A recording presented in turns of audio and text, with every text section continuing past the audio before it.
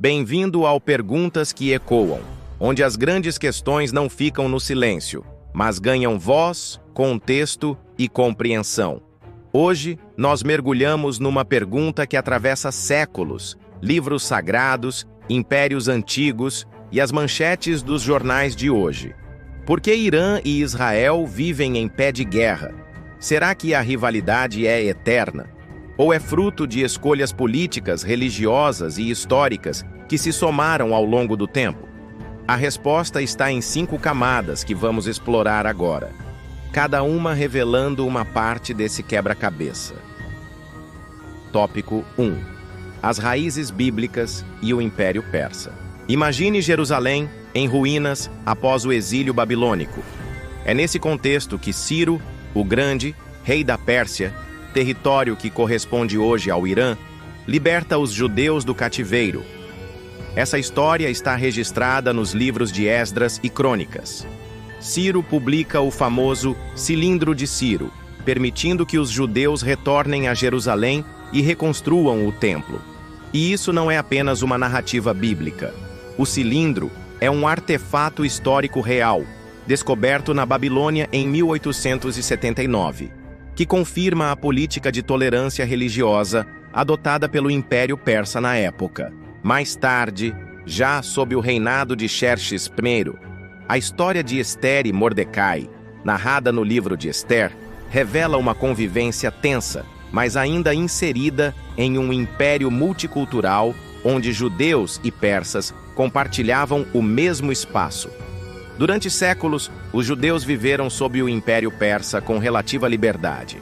A rainha Ester, Mordecai e até mesmo Amã são personagens que ilustram como as relações entre judeus e persas foram marcadas por complexidade, ora de cooperação, ora de conflito.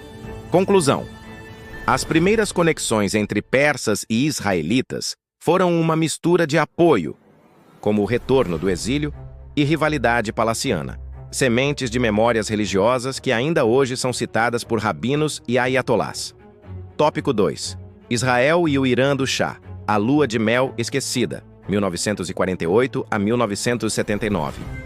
Pouca gente sabe, mas após a criação do Estado de Israel em 1948, o Irã do Shah Mohammad Reza Pahlavi foi o segundo país muçulmano a reconhecer Israel, ainda em 1950. Israel dependia do petróleo iraniano. O Irã, por sua vez, recebia de Israel armamentos, além de suporte tecnológico e de inteligência. O Mossad, serviço secreto israelense, chegou a treinar a temida polícia secreta iraniana, a Savak. Projetos conjuntos como o oleoduto Eilat Ashkelon e o Project Flower, voltado ao desenvolvimento de mísseis, ilustram bem essa aliança estratégica. Culturalmente, o regime imperial iraniano exaltava o passado pré-islâmico, inclusive promovendo o Cilindro de Ciro como símbolo dos primeiros direitos humanos, algo visto com simpatia por Israel. Nesse período, Israel e Irã eram aliados estratégicos contra o pan-arabismo e a influência soviética, o que reforça a ideia de que o atual antagonismo não é inevitável, mas resultado de mudanças políticas e ideológicas posteriores. Ou seja, Irã e Israel já foram aliados próximos, algo que hoje parece impensável. A ruptura viria logo depois. Tópico 3. Revolução Islâmica de 1979. A virada ideológica. A queda do Shah Mohammad Reza Pahlavi e a ascensão do Ayatollah Khomeini inverteram o tabuleiro geopolítico. O Irã passou a se definir como uma república islâmica xiita. A nova república declarou Israel como o pequeno Satã. A embaixada israelense em Teherã foi fechada e entregue à OLP, a Organização para a Libertação da Palestina. Teherã adotou o conceito de Waliyat al-Faqih, governo do jurista, como fundamento teológico e passou a defender a causa palestina como um dever religioso. Para projetar poder sem enfrentar Israel diretamente, foi criado um modelo de guerra por procuração.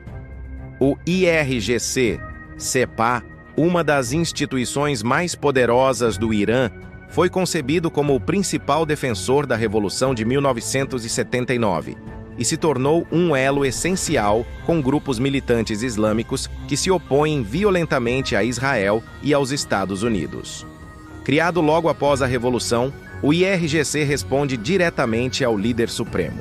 Em 1982, ajudou a fundar o Hezbollah no Líbano e passou a financiar grupos como o Hamas e a Jihad Islâmica. Resultado: para Israel, isso representa uma ameaça direta à sua existência.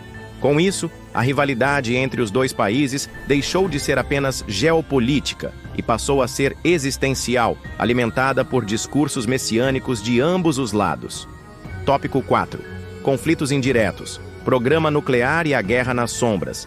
1990-2020. Entre as décadas de 1990 e 2020, a rivalidade entre Irã e Israel se intensificou por meio de conflitos indiretos e operações secretas. Em 1994, o atentado à Associação Mutual Israelita-Argentina, AMIA, em Buenos Aires, atribuído ao Hezbollah, grupo financiado pelo Irã, marcou um dos primeiros episódios de ataque indireto fora do Oriente Médio. Nos anos seguintes, aumentaram os sequestros, embates na fronteira norte de Israel e outras ações de guerrilha. A Guerra dos 34 Dias em 2006, entre Israel e o Hezbollah, evidenciou o impacto dos foguetes iranianos nas mãos do grupo libanês, ampliando a percepção de ameaça estratégica. Paralelamente, o Irã acelerava o desenvolvimento de seu programa nuclear, gerando forte reação por parte de Israel. Temendo que o regime iraniano obtivesse armas atômicas, Israel reforçou a doutrina Begin, que prega a eliminação preventiva de qualquer ameaça nuclear hostil na região. Isso deu início a uma série de ações encobertas: ciberataques como o Stuxnet, sabotagens em instalações nucleares iranianas e o assassinato seletivo de cientistas iranianos. Do lado iraniano, milícias xiitas e o IRGC passaram a operar cada vez mais em países como a Síria e o Líbano, consolidando o modelo de guerra por procuração. A Guerra Civil Síria, iniciada em 2011, abriu um novo fronte. O Irã enviou tropas e milícias aliadas ao regime de Bashar al-Assad, enquanto Israel realizou centenas de bombardeios cirúrgicos contra depósitos de armas e comboios que transportavam mísseis de precisão ao Hezbollah. Esses embates formam o que ficou conhecido como Guerras nas Sombras. Operações não declaradas oficialmente, mas com consequências letais, que mantêm a tensão constante entre os dois países, mesmo sem confronto direto declarado. Tópico 5. A escalada recente, 2020 a 2025, e por que esse ciclo continua. De 2020 a 2025, a tensão entre Irã e Israel atingiu novos patamares, marcando uma fase de escalada militar e isolamento diplomático. O Irã intensificou o apoio a grupos aliados em Gaza, Síria e Iêmen, fortalecendo milícias armadas como o Hezbollah, o Hamas e os Houthis, ampliando sua rede de influência no Oriente Médio. Em resposta, Israel aumentou a intensidade dos ataques, realizando bombardeios mais frequentes e precisos. Em 2025, pela primeira vez, atingiu diretamente território iraniano em uma operação contra supostos centros ligados ao programa nuclear, elevando o risco de confronto direto.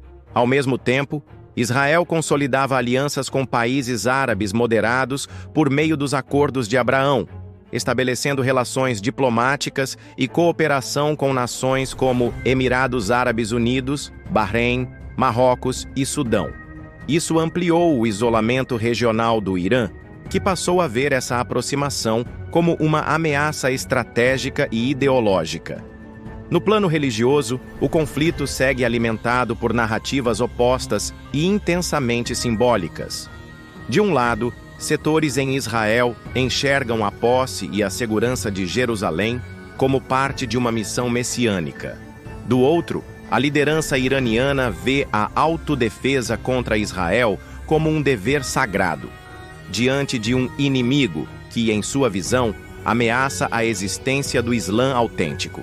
Conclusão: o ciclo de hostilidade entre Irã e Israel continua porque é sustentado por uma combinação de rivalidades ideológicas, religiosas, geopolíticas e estratégicas.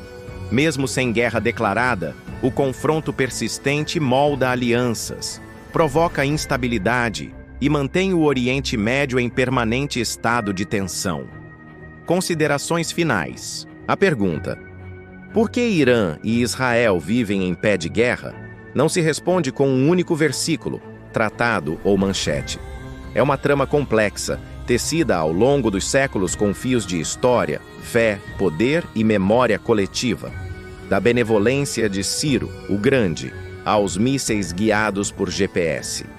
Esse conflito não nasceu do acaso. Ele é fruto de decisões humanas e, justamente por isso, pode ser revisto, repensado e, quem sabe, transformado. Mas há ainda um outro fio nessa história: as profecias bíblicas. Muitos estudiosos veem nesses eventos ecos de textos antigos que apontam para conflitos no fim dos tempos. Essas conexões proféticas, o que elas dizem, o que já se cumpriu e o que ainda está por vir, serão tema do próximo episódio. E você, o que pensa sobre tudo isso? Deixe sua opinião nos comentários, compartilhe esse vídeo e se inscreva aqui no Perguntas que Ecoam, onde a dúvida encontra contexto e o passado nos ajuda a entender o presente, e talvez até o futuro.